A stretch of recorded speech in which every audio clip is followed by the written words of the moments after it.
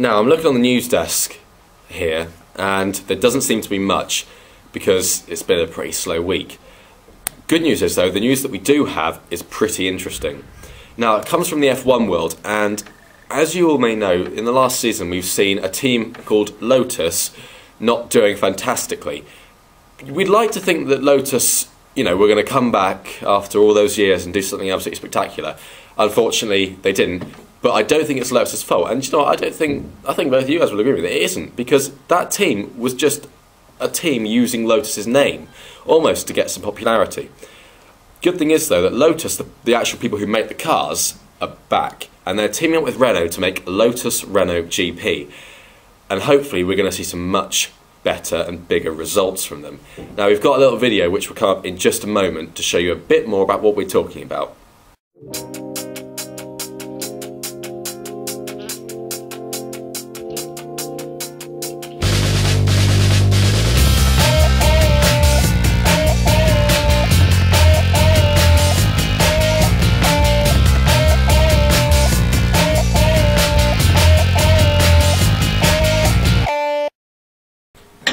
I, for one, is really excited about this. I think that Lotus and Renault, you know, back in the 1980s, that was the golden age of Formula One. They absolutely dominated. Of course, we had Ayrton Senna in the traditional black and gold car, and as you've just seen there, black and gold back in Formula One. You know, I think it's a really nostalgic time for Formula One, and 2011.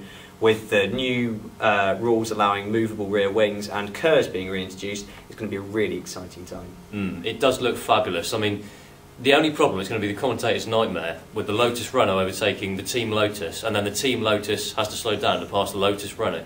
Oh, it is going to be a nightmare. But we don't know what Tony Fernandez is going to do with the, if you like, the existing Lotus team. We think it's going to be branded something like Team Lotus. That's not confirmed. The other, of course, clash is with the colours themselves. Yeah. They particularly, Fernandez wants to use the nostalgic black and gold colour, which is going to be a bit of a clash. Do you think there's going to be like really big problems on the track between the two teams? Do you reckon there's going to be a lot of... Because honestly, I don't think... Because they're taking over Renault, aren't they? Yeah. And Renault, I think I count as front runners, don't know about you guys. Yeah, yes. Oh, definitely. I think they were top 4 teams last year. I don't think that it's going to be a big problem, because that Lotus, are they really going to get any further up the track, any further up the pitch, up the leaderboards, just because new Lotus are here? No, it's not going to be the case. If anything, this will only improve on what Renault did, and hopefully we'll see not Petrov, but whoever's taking over great Russian man's seat. Hopefully we'll see them, you know, getting some podiums or getting some more podiums. I'm going to make a prophecy right now.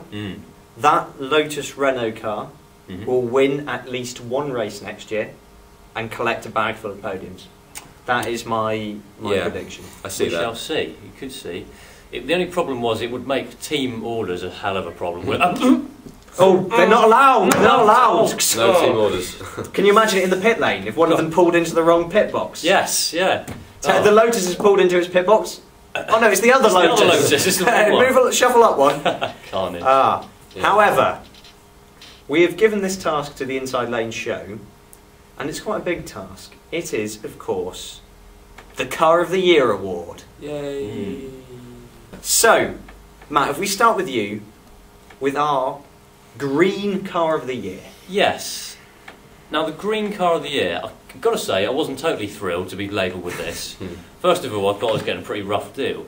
But then, after a little think, after I've gone away and looked up lots of information to see really what has been the biggest advance in green eco-Nazi technology this year, and I came across something which is a bit of a blast from the past for me, a car which I reviewed myself and I really enjoyed it.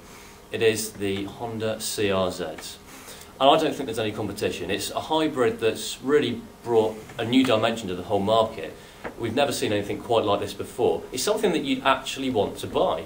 Yeah, I think that's the biggest thing. It's like making the car enjoyable to drive is normally a key thing for any car maker. But when it's a hybrid, that's normally tossed aside. Whereas, you know, now we have that. So there we go, Honda. The Honda CRZ is our Green Car of the Year.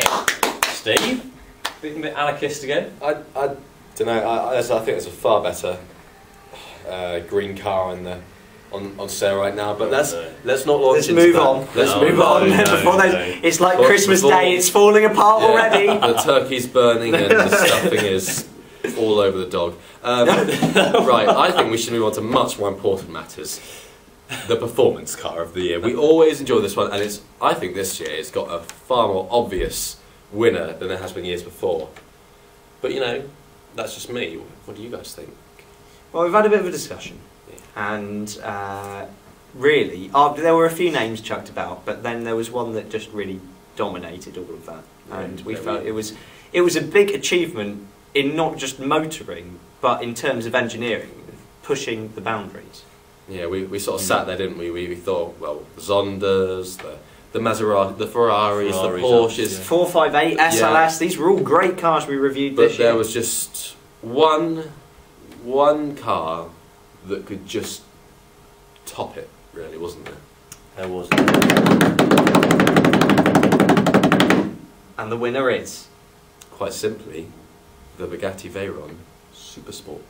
There we go. The Yes. 260 mile an hour plus monster is not only a great achievement in motoring, like I say, but engineering. To get something to do, you know, that car is as tranquil at 250 as it is at 50. You know, and that's something that no other machine can do. Full stop. Ferraris are great and wonderful, but they get uncomfortable at a certain point. Any other machine, perhaps any other car. I think a private jet. Yeah, private jet. Private jet is quite. So this is we've got Bugatti Veyron private jet just edging it. Yeah, Just your around. Learjet, Yeah, which, just- a Learjet which costs millions, or what was it, $500,000? Something I had no something, idea. Okay, whatever. It's Bugatti cheap Veyron. and cheerful compared to your Yeah. Learjet. But you But, can't fly. No, you can't And fly. if you did, it wouldn't end well. No. No. Nonetheless, yeah, we don't want you to do that. No. Don't go driving your escorts over ramps. No. Nonetheless, Don't want to promote yeah. any kind of Dukes of Hazzardness. Yeah, No. or Nissan Dukes of Hazzard. We don't even want that. No, God, no. don't go there. Don't even try Don't. stunts with micros. It doesn't end well. Yeah. But anyway, on to another award, which maybe opens up to more of you. The biggest bargain of the year. So we're looking for a car that is real bangs for your bucks territory. Stereotypically, we would choose a supercar that was much cheaper than other supercars.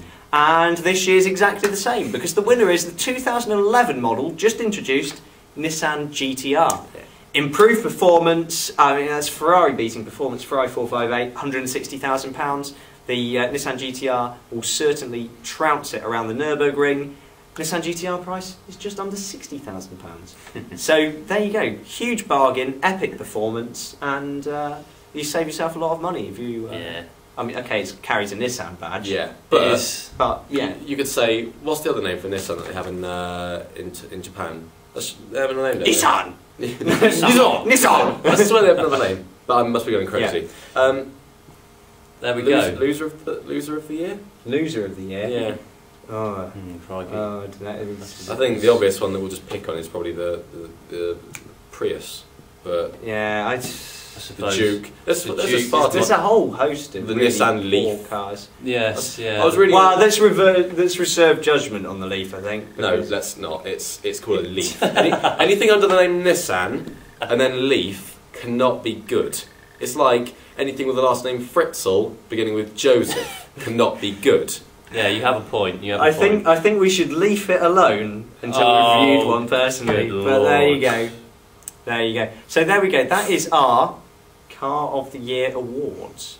So, on to a more fun-filled section of the show, you could say. We'd like to. Yeah. We have been anticipating this for Yes. the entire series, Yeah. okay? Just so you know. Prepare yourselves.